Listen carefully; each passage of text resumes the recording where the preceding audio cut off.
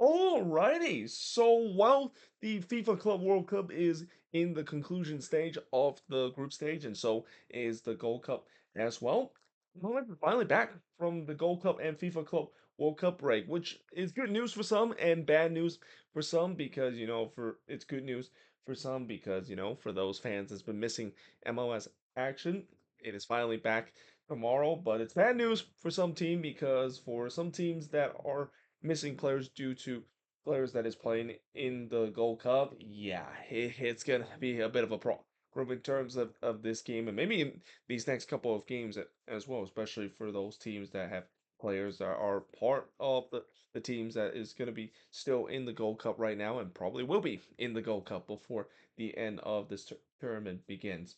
But we start off with the first game, and by the way, we're gonna have 11 games that's gonna be happening in the middle of the week. We already knew that there's going to be three teams that is not going to be playing in the middle of the week. Those three MLS teams that participate in the Club World Cup, they're obviously not playing this week, but I was kind of surprised the fact that there were actually going to be four teams that for sure that we know are not going to be playing. Well, actually, let me take that back. I meant eight teams that is not going to play because I would have assumed with the way that, if those three teams are not playing because of them participating in the Club World Cup, that means we usually should have 12 games instead of 11 that we're gonna get. But either way, we're gonna have four that's gonna be happening at 7:30 p.m.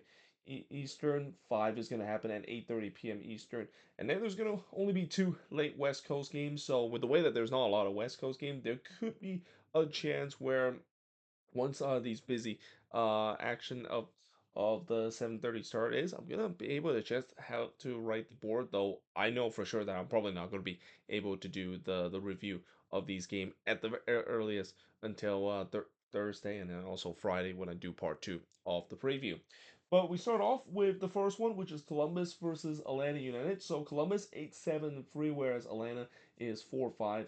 And in terms of the all-time being 10-3 and 8 in favor of the Columbus Crew. Now, I will also would say that I probably should have also did some research in advance in terms of which teams are missing players due to players that's still playing in the Gold Cup, and I'm pretty sure for both of these teams they're not really missing too much player because of Gold Cup action. So at least this is a game where we're gonna see both of these teams are probably gonna be in full strength. Though I will say this, yeah, this is a game that Columbus is definitely be favorites. I mean, for Atlanta, it's been a disastrous season for them. I actually should make a video talking about this disastrous season that Atlanta has had. I haven't really got a chance to do that video, but yeah, there's no doubt that this has just been an absolute horrendous start to the season, playing way below their expectation, and now in their hopes to try to turn things around after the Gold Cup break.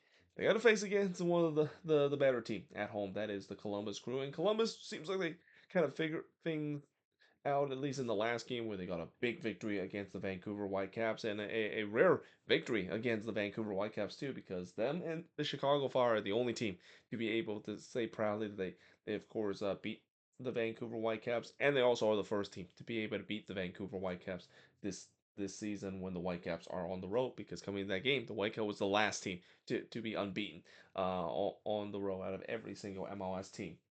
Now we move on. We got Montreal versus FC Cincinnati. So this is another matchup that kind of looks like a little bit of a mismatch. Montreal have a 2-5-11 record, whereas Cincinnati has a 10-3-5 record. Now, despite that, Montreal did get a win last week against Houston. It was a really surprising win as well because coming into that game, Montreal was in a really bad run of form. Now, keep in mind, they are back home in this game, and it's hard to believe, but so far, both of the wins that they have this season, that they got is both at on the road. They still have not able to get a win at home at Stade Saputo. Now, obviously, it kind of doesn't help the fact that they have by far played more road games that they have been at home. But yeah, they have played a fair amount of home games this season, and them performing at home. When you look at some of these resorts, they actually have done okay when they're playing at home.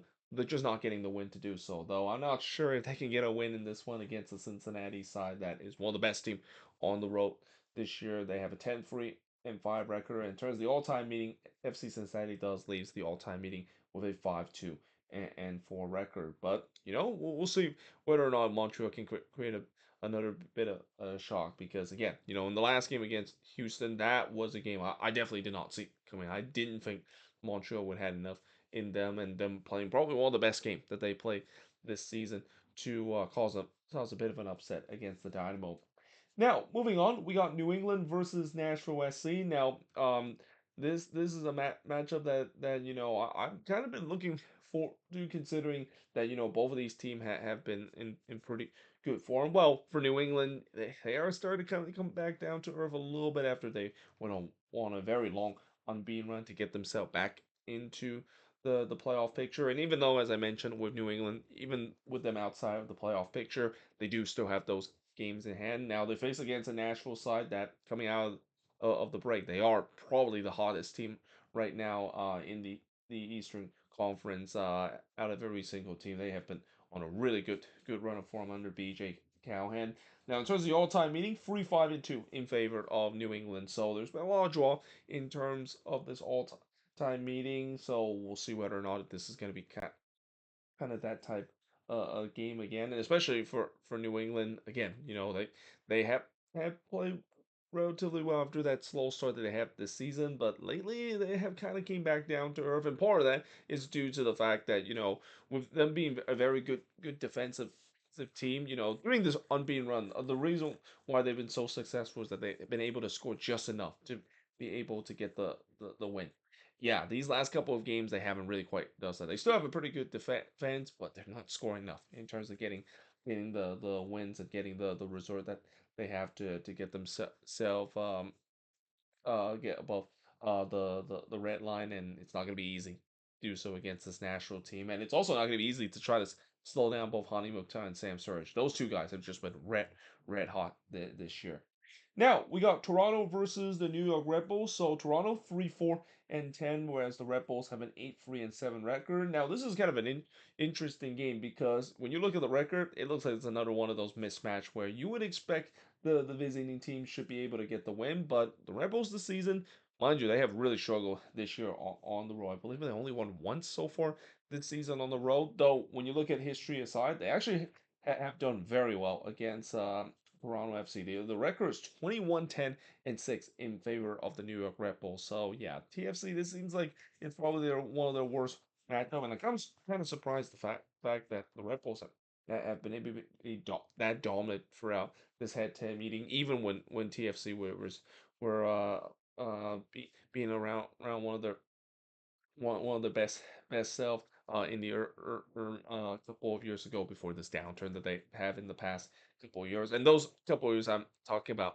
during the mid 2010s into the early 2020s when they were one of the class team in the Eastern Conference. But yeah, there's no doubt that TFC is going to have a long way in terms of trying to get themselves back to those kind of days. Though again, this is going to be a matchup that should be interesting. I think TFC has played respectably. I mean, after a bad start that they had to begin the season, they've definitely looked much more respectable and definitely not a team that I would say that I always said that this is like the Santa Claus of MLS gifting 3 points every single week, and especially when you have a Red Bull side that again, this is a team that simply just they cannot not not perform when they're playing on the road. They really struggled this season on the road, and they should not take Toronto lightly coming into this game. Now, moving on, in terms of now looking at the 8:30 p.m. Eastern kickoff, starting off with Chicago versus the Philadelphia Union. So, as I mentioned, with the Red Bulls being a team that struggle on the road, Chicago is kind of the opposite. This season, they have been excellent when it comes to their road form. In fact, some of their biggest win this season has been coming on the road.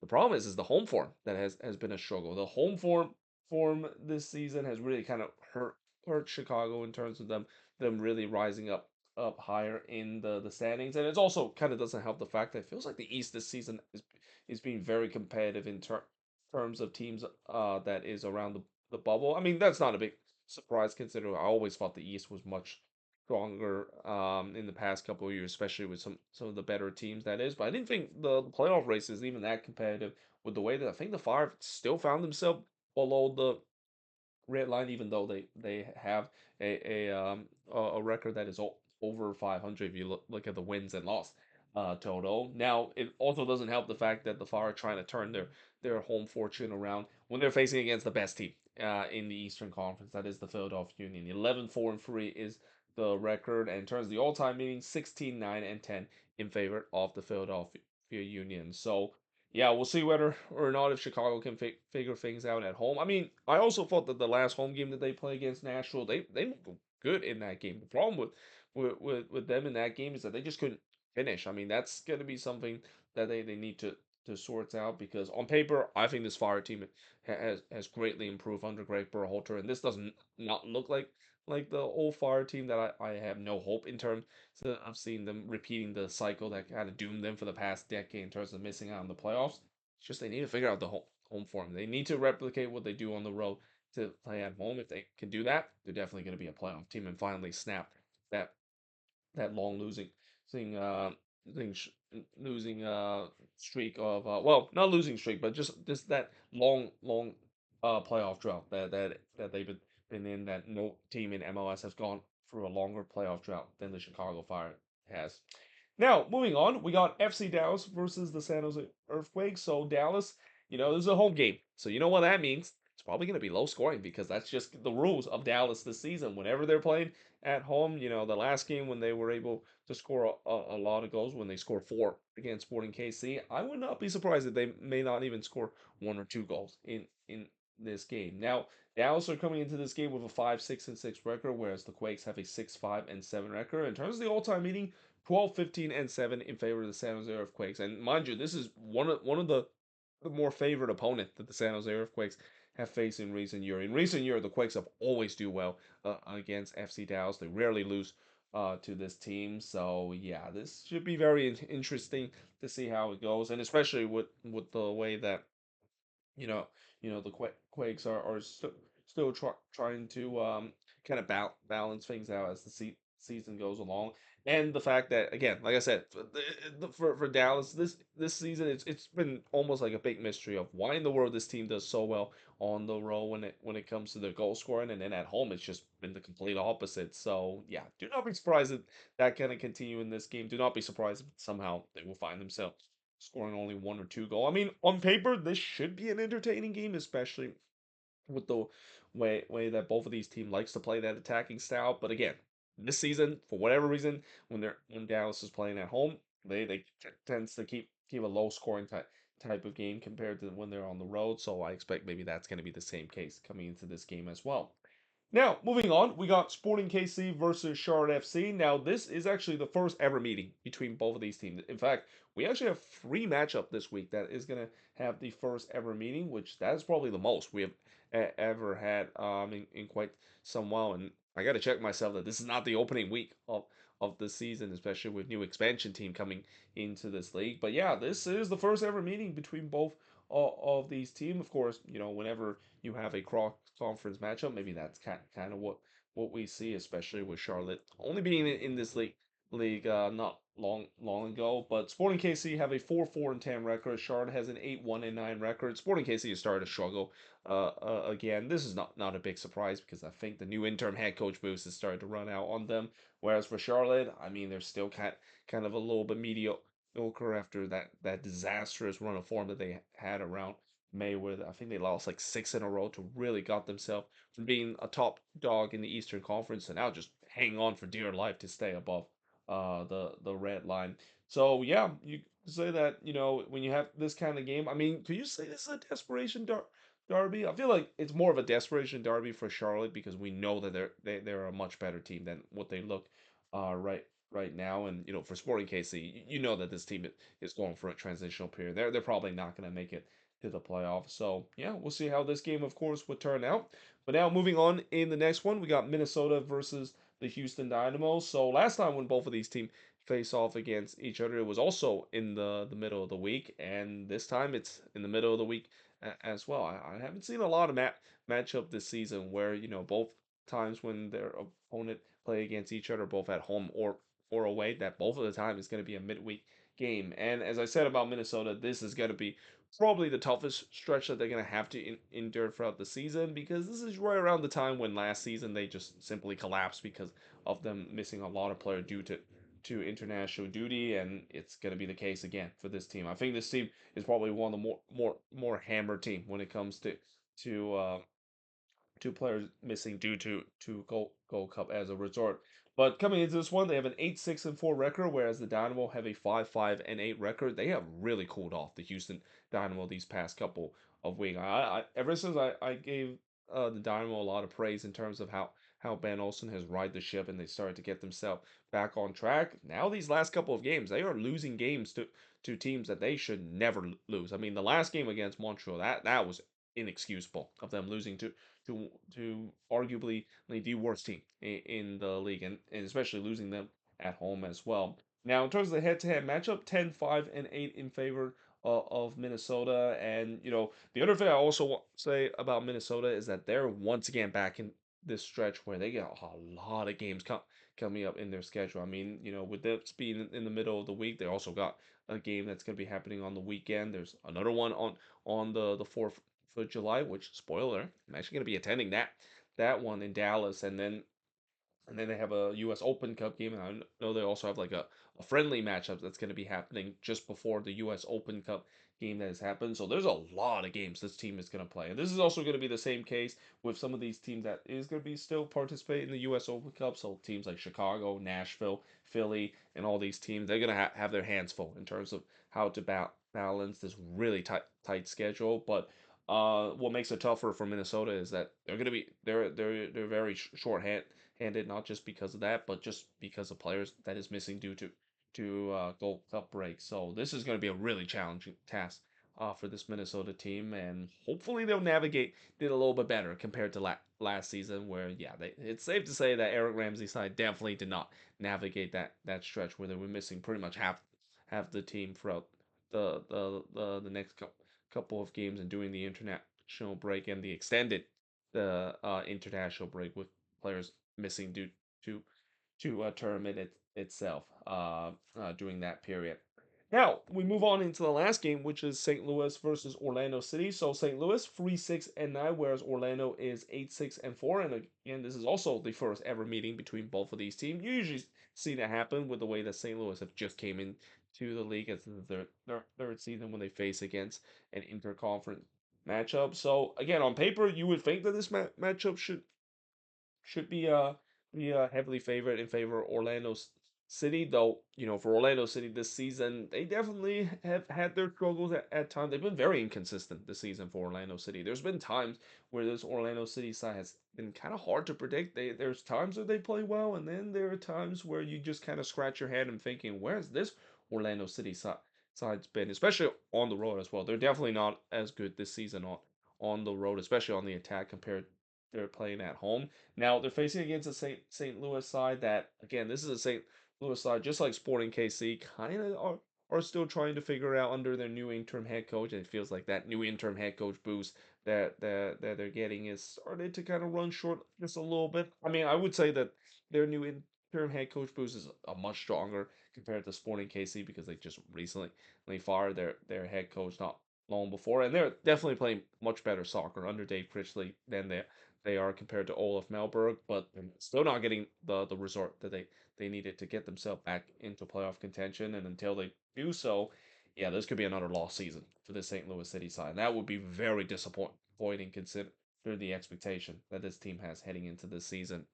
And then we move on into the late West Coast game, starting off with Colorado versus the LA Galaxy. So it's hard to believe this was a matchup that a couple of months ago was the first round matchup where the Galaxy absolutely throttled the Colorado Rapids in that best of three series. I mean, it wasn't even close when it comes to those two games that the Galaxy won to move on. They outscored the Rapids 9-1 throughout those two games. Now, there's no doubt the Rapids would love to get some revenge in this one, especially against the Galaxy side. That, yeah, I mean, to say that they have a MLS Cup hangover is an understatement. I mean, it's been just a season unlike any that we have seen for a team that is the defending MLS Cup champion. 1-5-12 is their record, whereas Colorado is a 6-4-8 record this season. All-time meetings 16-7-13 in favor of the Galaxy, and this is the only 9:30 p.m. Eastern, 6:30 p.m. Pacific start out of all of these games. And for the Rapids, as much as they would definitely want to have some edge against the Galaxy, especially with the way that you might as well just say that the Rapids didn't even made it to the playoffs with the way that it just got absolutely destroyed by the eventual champion of MLS last season. Problem for the Rapids this season is that they've been very inconsistent this year. I mean, and part of that maybe due to injuries as well. But lately, they've been inconsistent mainly because they're not getting the result at home, and I think that has got to be very alarming if you're a Rapids fan, and even for Chris Armas as well, because the big part of why they're still in the playoff race is because their home form has really bailed them out. They're another team that does not do very well on on the road. But lately their home form has not really kind of bailed them out. They're dropping resort at home, they're losing game at home, and with the way that you're not getting resort on the road, and now you're dropping points at home as well, that is definitely a recipe for a team that could get themselves all away in terms of trying to make a playoff push late in the season. So yeah, for the Rapids, they would feel like this is a big opportunity to not only get revenge against the Galaxy after just getting absolutely smacked in the first round last year in the playoffs, but most importantly, trying to find some consistency at one.